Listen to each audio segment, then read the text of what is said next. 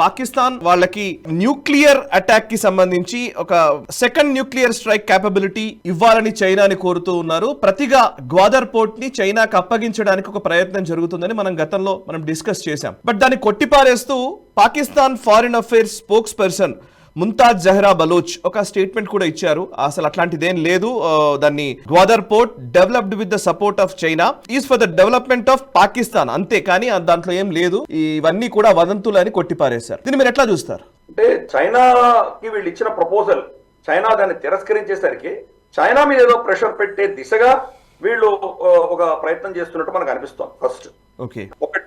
రెండు, Donald Trump వస్తున్నాడు కాబట్టి క్రమేపీ కొద్దిగా మళ్ళీ అమెరికా సైడ్ మొగ్గు చూపించాలి అన్నటువంటి ప్రయత్నం కూడా చేస్తున్నారు.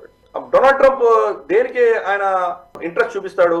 ఎవరైనా చైనాకు వ్యతిరేకంగా మాట్లాడితే ఆటోమేటిక్ గా ఆయన ఇంట్రెస్ట్ ఉండొచ్చు, వీళ్ళని ఏమైనా వాడుకోవచ్చా మనం చైనాకు వ్యతిరేకంగానే, ఆయనకు అటువంటి ఒక ఇంట్రెస్ట్ పుట్టొచ్చు నాకు. అందుకని ఈ ప్రయత్నం అన్నది వాళ్ళు చేస్తున్నారు. ఈ రెండు కూడా యాంగిల్స్ ఉన్నాయి దానికి. ఒకటి, సెకండ్ స్ట్రైక్ కేపబిలిటీ మాకు ఇవ్వండి అని చెప్పి చైనా మీద ఒత్తిడి తీసుకురావడానికి ఇటువంటి ప్రగల్భాలు చెప్పడం. రెండు, డొనాల్డ్ ట్రంప్ వస్తున్నాడు కాబట్టి కొంత మనం అమెరికా సైడ్ కూడా మొగ్గు చూపాలి అన్న దిశగా వీళ్ళు ప్రయత్నం చేస్తున్నట్టు ఈ రెండు కూడా మనకు కనిపిస్తున్నాయి. ఎందుకంటే ఇప్పుడు డొనాల్డ్ ట్రంప్ టీమ్ లో అందరూ కూడా ప్రో భారత్ యాంటీ పాకిస్తాన్ వ్యక్తులే ఉన్నారు అక్కడ. అది వాళ్ళకి చాలా పెద్ద ప్రాబ్లం అవుతుంది కాబట్టి వాళ్ళు బహుశా కొంత దాన్ని సాఫన్ చేయడానికి ఈ గ్వాడర్ ఇది మా సావరెన్ టెరిటరీ, మేము ఎవరికి అప్పచెప్పము, వాళ్ళు ఏదో కమర్షియల్ గా ఇన్వెస్ట్ చేశారు కానీ అయినా కానీ కూడా ఇది మా టెరిటరీ అని చెప్పి స్టేట్మెంట్ ఇవ్వడం, ఇవన్నీ చూసాం. మరి ఇదంతా కూడా గేమ్స్ ఆడుతున్నారు వీళ్ళు. రాబోయే రోజుల్లో ట్రంప్ వచ్చిన తర్వాత జియో పాలిటిక్స్ ఎలా అవుతాయి, ఇంటర్నేషనల్ అఫైర్స్ ఎటువంటి మలుపులు తిరుగుతాయి, కాబట్టి దానికి సిద్ధంగా ఉండాలి. కాబట్టి ఆప్షన్స్ పెట్టుకుంటున్నారు. రేపటి రోజు కంప్లీట్ యూటర్న్ తీసుకోవచ్చు వీళ్ళు. ఎందుకంటే పాకిస్తాన్ కి ఎటువంటి ఒక ఇది లేదు, వాళ్ళకు ఒక స్థిరమైనటువంటి ఆలోచన దృక్పథం లేదు. ఎవరు వాళ్ళకి డాలర్స్ ఇస్తే వాళ్ళకు ఒత్తాసు పలికేటువంటి నైజం వాళ్ళది. రెంటియర్ స్టేట్ అని పిలుస్తారు. అంటే వాళ్ళు బాజార్లో ఎవరు మాకు పైసలు ఇస్తే వాళ్ళకి కిరాయి వెళ్ళడానికి సిద్ధంగా ఉన్నామని కూర్చున్నారు వాళ్ళు. కాబట్టి ఎవరిస్తే వాళ్ళు ఒత్తాసు పలుకుతారు, అంతే, యాజ్ సింపుల్ యాజ్ దట్. చూద్దాం రాబోయే రోజుల్లో మరి ఈక్వేషన్ ట్రంప్ వచ్చిన తర్వాత ఎలా అవుతుందో చూద్దాం. దానికి ముందస్తుగా వీళ్ళు ప్రిపేర్ అవుతున్నట్టు మనకు అర్థం అవుతుంది.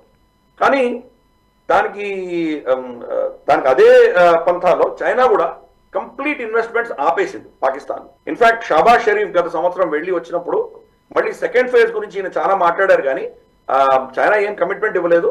ఇప్పుడు లేటెస్ట్ గా ఏంటంటే కంప్లీట్ ఫ్రీజ్ ఉంది ఈ సిపిఈసి మీద. చైనా నుంచి ఏం ఇన్వెస్ట్మెంట్స్ రావట్లేదు, కంప్లీట్ బ్లాకే ఉన్నాయి. ఆల్రెడీ పెట్టిన ఇన్వెస్ట్మెంట్స్ పైసలు కిస్తులు మీరు ఏవో కట్టాలో కట్టండి అని చెప్పి వాళ్ళ మీద ఒత్తిడి తీసుకొస్తారు పాకిస్తాన్ మీద. పాకిస్తాన్ ఏంటంటే కంప్లీట్ దివాళా తీసింది కాబట్టి ఇప్పుడు చైనా దగ్గర నుంచి తీసుకున్న లోన్స్ అన్ని కూడా రోల్ ఓవర్ చేయండి అని తప్ప ఇంకా ఏం చేయలేరు. రోల్ ఓవర్ చేయకపోతే కనుక రైట్ ఆఫ్ చేసుకోండి అంటున్నారు. ఆ పరిస్థితిలో ఈరోజు పాకిస్తాన్ ఉంది. చైనా ఏం చెప్తోందంటే ప్లస్ కొత్త ప్రాజెక్ట్స్ కూడా మీరు మాకు ఇప్పుడున్న ప్రాజెక్ట్స్ ని, రాబోయే ప్రాజెక్ట్స్ ని, వీటన్నింటినీ కూడా మీరు గ్రాంట్ కింద ఇవ్వండి, మాకు లోన్స్ అప్పుల కింద ఇవ్వకండి, మాకు ఇచ్చేయండి, మేము డెవలప్ చేసుకుంటామని చెప్పి వాళ్ళు పాకిస్తాన్ చెప్పింది.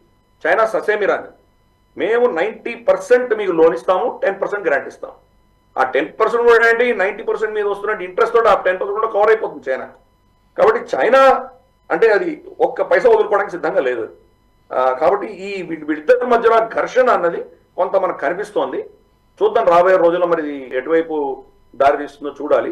తప్పకుండా ట్రంప్ వచ్చిన తర్వాత మాత్రం ఇది అటో ఇటో వెళ్ళిపోతుంది. కంప్లీట్ గా చైనాకు వ్యతిరేకంగానే వెళ్ళిపోతారు, లేదా కంప్లీట్ గా వెళ్ళి చైనా క్యాంప్ లోనే కూర్చుంటారు. ఏదైనా కానీ ట్రంప్ వచ్చిన తర్వాత ఆయన యొక్క వైఖరి బట్టి వీళ్ళు ఏ క్యాంప్ లోనే చంపడానికి సిద్ధంగా గోడ మీద కూర్చోనున్నారు. ఈ వీడియో మీకు నచ్చినట్టయితే లైక్ చేయండి, 10 మందికి షేర్ చేయండి. అలాగే కామెంట్ల రూపంలో మీ అభిప్రాయాలను మాతో పంచుకోండి. Nationalist hub group of channels ను సబ్స్క్రైబ్ చేసుకుని తెలుగునాట జాతీయవాద జర్నలిజాన్ని ప్రోత్సహించండి. ఈ వీడియో కింద ఉన్న బెల్ ఐకాన్ పై క్లిక్ చేయడం మర్చిపోవద్దు.